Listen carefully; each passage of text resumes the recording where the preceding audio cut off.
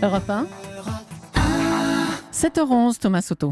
Les syndicats sont furieux contre Manuel Valls. Axel de Tarlé, le Premier ministre, a annoncé hier le report d'1 an de l'entrée en vigueur du compte pénibilité, ou moins d'une partie de cette entrée en vigueur.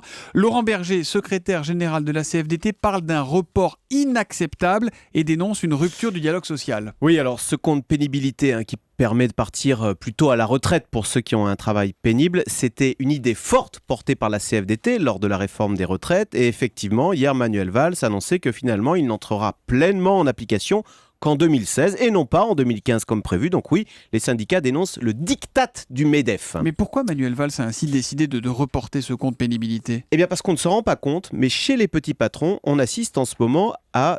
Les gens sont en train de se radicaliser et le gouvernement craint un nouveau mouvement du type bonnet rouge dans les entreprises de BTP notamment. Alors c'est vrai que le BTP est déjà violemment touché par la chute de la construction.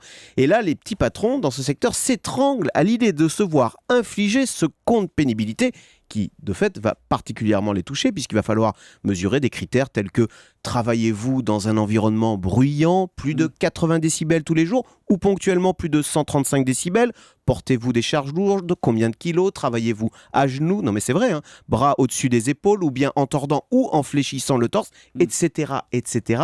Il y a 10 critères en tout et les petits patrons parlent d'un monstre bureaucratique qui risque en plus de faire exploser les contentieux, d'où la machine arrière de Manuel Valls, même si, c'est vrai, le compte pénibilité entrera bien en vigueur le 1er janvier, mais avec seulement 4 critères plus simples, tels que travail de nuit, travail répétitif ou travail posté. Mais dites-moi, Axel, dans ce climat totalement délétère, est-ce que la grande conférence sociale de ce week-end n'est pas condamnée d'avance ? Eh bien oui.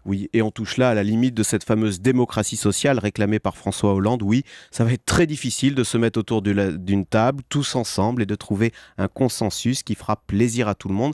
Très difficile, surtout en France, surtout en ce moment. En fait, le gouvernement doit trancher et il doit assumer. Mais bon, vous savez, c'était pareil en Allemagne il y a 10 ans avec les fameuses réformes Schröder.